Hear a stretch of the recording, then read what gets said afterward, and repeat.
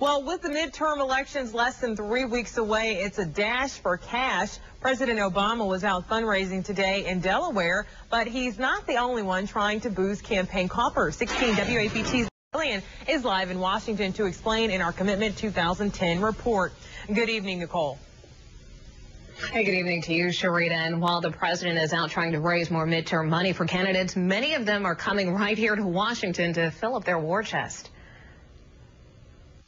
This election is a choice, and the stakes couldn't be higher. The president and vice president in Delaware campaigning for Democratic Senate candidate Chris Coons. The president now is traveling all over the country doing fundraisers, and I suspect he's going to be spending the entire month of October not so much doing the business of the president as being the chief fundraiser. But he's not the only one. Back in Washington, congressional candidates and their opponents are quietly coming into town to raise cash. Congress may be out of session, but what happens especially during October, a lot of challengers come to town and congressional leadership sticks around. Bill Allison is with the Sunlight Foundation. The group runs a website called Party Time. Since last month, it's collected about 470 invitations for Democratic and Republican fundraisers. Some of these fundraisers are hilarious. There's a cigar smoking and bourbon tasting affair. Sometimes they show family movies. Sometimes they have sporting events, go to baseball games or concerts. And how much money are they raising? D.C. fundraisers can generate tens of millions of dollars. Dave Leventhal with the Center for Responsive Politics says that's way more than some candidates can pull in at home. It's a shocking fact to some people because they expect that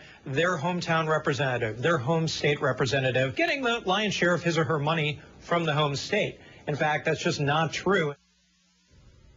And Leventhal says some candidates, especially in smaller states, can raise up to 90% of their campaign cash here in the nation's capital. Reporting live tonight in Washington, Nicole Killian, 16 WAPT News. Sharita, back to you. All right, thank you so much. We appreciate that, Nicole. And remember, 16 WAPT News and WAPT.com are your complete Commitment 2010 coverage sources. And on our website, you can also read more about local candidates running for office. You can also find polling locations and find sample ballots.